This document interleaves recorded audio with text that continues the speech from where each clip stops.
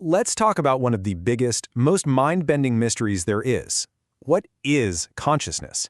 And how in the world does it come from, the physical stuff in our brains?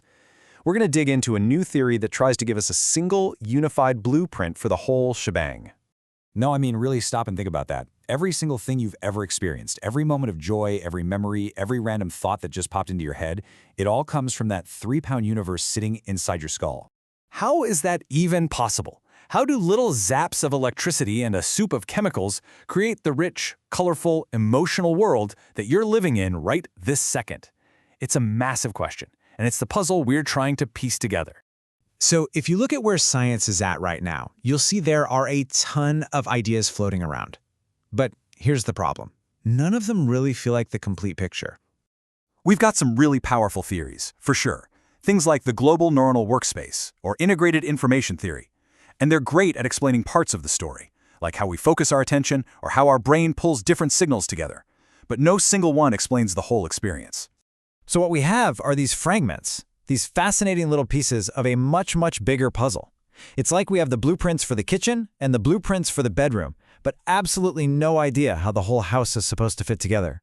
And then, of course, you get the really wild stuff, the more extreme quantum theories that suggest consciousness is all tied up with cosmic entanglement across the universe. Let's just be super clear here. As the source material for this explainer points out, there is zero evidence for that. Seriously. We've got to ground this conversation in science we can actually test. Okay, so this is where a new framework comes into the picture. And instead of just being another competing idea, it tries to build a single structure that pulls all those other puzzle pieces together. It's called the unified theory for a quantized mind. Now, don't let the word quantized throw you. It just means something is made of distinct, separate units. The core idea here is that consciousness isn't about one single magic ingredient. It only happens when several key conditions are all met, all at the same time. The source uses that classic old story about the blind men and the elephant to explain the problem. One touches the tusk and thinks it's a spear. Another touches the leg and thinks it's a tree trunk. They're all right in a small way, but they're all missing the big picture. This new theory says it's time to finally step back and see the whole elephant. So how do we do that? Well, according to this theory, any system, whether it's a human brain or some future AI, has to satisfy 4 specific conditions to be conscious. These are the 4 pillars of the mind. These are the non-negotiables, the absolute must-haves: compartmentalization, integration, synchronization, and quantization. Let's break them down one by one. First up, compartmentalization. This is something we've known about for a long time. Your brain isn't just one big blob of a processor. It's split into specialized departments. You've got a visual department, an audio department, a language department, and so on. But just having different departments isn't enough. Right, because all those departments need to talk to each other. That brings us to pillar number 2, integration. All those specialized bits are wired together by these massive information highways.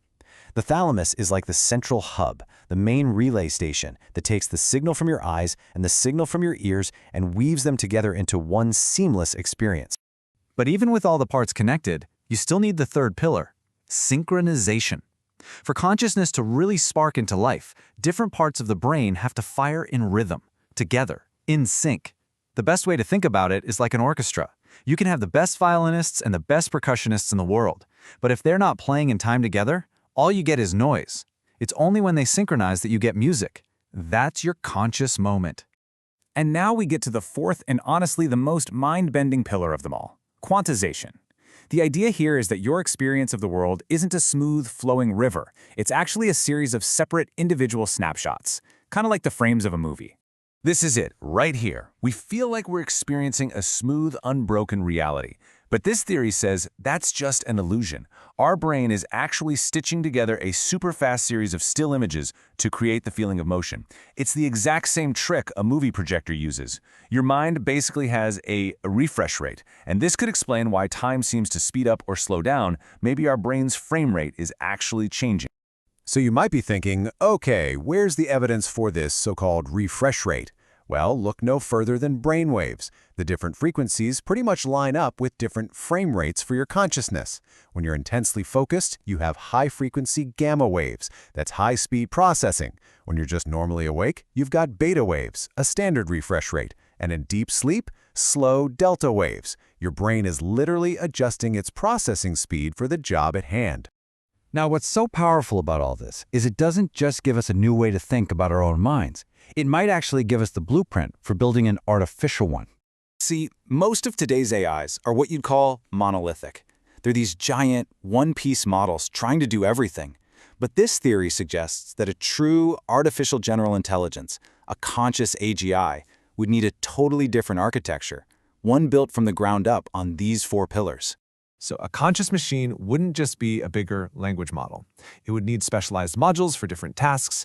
It would need them to be deeply interconnected. It would need them all to operate with precise, rhythmic timing. And it would need to process information in discrete, quantized steps. The blueprint is right there for us to follow. So really, the biggest takeaway here is this.